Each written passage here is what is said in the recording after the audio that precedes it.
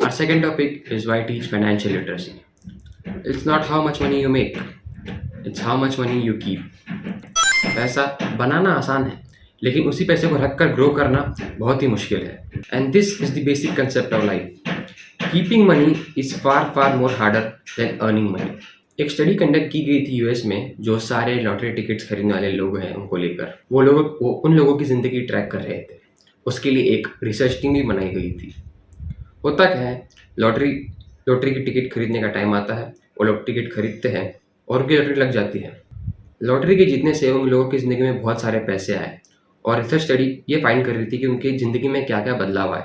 बदलाव बहुत ही सरप्राइजिंग थे. कुछ नहीं बदला. वो गरीबी से अमीरी में गए, उन्होंने सारे पैसे वो खर्च कर दिए और फिर से गरीबी में आ गए. इतने सारे लोग हैं जो बहुत पैसा कमाते हैं. एथलीट्स हो गए, क्रिकेटर्स हो गए, फिल्म स्टार्स हो गए, लेकिन और भी इतने सारे लोग हैं जो इतना पैसा नहीं कमा पाते. इतना हमें लगा था वो कमा लेंगे. क्यों? क्योंकि वो सारे पैसे अपने खर्च कर देते हैं. एक्चुअली मैंने भी एक बहुत ब्यूटीफुल कोट कहीं पढ़ा था कि व्हेन वी से ना we want to be a millionaire, कि हम करोड़पति बनना चाहते हैं, हम लाखपति बनना चाहते हैं, what we are essentially saying that कि हम वो करोड़ों लाखों रुपये खर्च करना चाहते हैं. सब कुछ ना खर्चों पर होता है.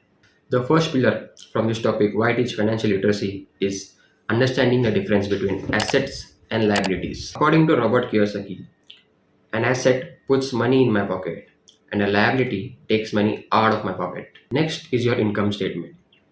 मतलब कि जितने पैसे आप अपने जॉब से कमाते हो, सैलरी, और उसी सैलरी से आपके अकाउंट से जो एक्सपेंसेस खर्चे होते हैं, जैसे कि रेंट हो गया, bill, EMI, food, loans, clothing, etcetera etcetera. Now coming back to assets, जिससे इनकम जनरेट होती है. फॉर एग्जाम्पल, जैसे कि आपका एक अपार्टमेंट है या घर है जिससे आपको मंथली रेंटल इनकम आती है, या फिर आपका एक बिजनेस है जिसमें आपका प्रेजेंस इतना इंपॉर्टेंट नहीं करता है, या फिर स्टॉक्स को ले लीजिए. स्टॉक्स, क्योंकि आप एक कंपनी के फ्यूचर ग्रोथ को खरीद रहे हो. एसेट वो चीज़ है जिसकी आगे जाके वैल्यू बढ़ती है, ना ही कि घटती है. तो इस हिसाब से कार एक एसेट नहीं है, क्योंकि कार लेने से इसकी वैल्यू घटती है. एसेट वो चीज़ है जिसकी आगे जाके वैल्यू बढ़ती है, घटती नहीं है. और इसी डेफिनेशन के चलते एक कार एसेट नहीं बल्कि एक लायबिलिटी है, क्योंकि वो आपको पैसा कमा कर नहीं देगी, बल्कि आपके पास से पैसा लेगी. उसके लिए रिपेयरिंग का खर्चा, कार डेब्ट का खर्चा, कार लोन का खर्चा, उसका मेंटेनेंस का खर्चा. और जब आप उस कार को वापस से बेचने जाओगे मार्केट में, तो उसकी मार्केट वैल्यू डेप्रिसिएट हो चुकी होगी, तो उसकी वैल्यू यहाँ पर घटती है, ना कि बढ़ती है. तो इस हिसाब से कार एक लायबिलिटी हुई. ऑथर ने इसमें 3 टाइप के लोगों का इनकम स्टेटमेंट बताया गया है. सबसे पहला, तो पुअर लोग. जैसे ही पुअर लोगों की सैलरी या इनकम आती है, उनके इनकम स्टेटमेंट में वो ज़्यादातर एक्सपेंसेस खरीद लेते हैं, एक्सपेंसेस में खर्चा कर देते हैं. दूसरा, मिडिल क्लास लोग. जैसे ही उनकी सैलरी या इनकम आती है, वो से लायबिलिटीज़ बाय करते हैं और एक्सपेंसेस करते हैं. उनकी ज़्यादातर इनकम एक्सपेंसेस और लायबिलिटीज़ में टाइड होती है, जैसे कि car loan, home loan, credit card debt, etcetera. उन्हें लगता है कि वो एसेट्स खरीद रहे हैं, पर वो लोग एक्चुअल में लायबिलिटीज़ खरीद रहे हैं एसेट्स की जगह. Third is rich person.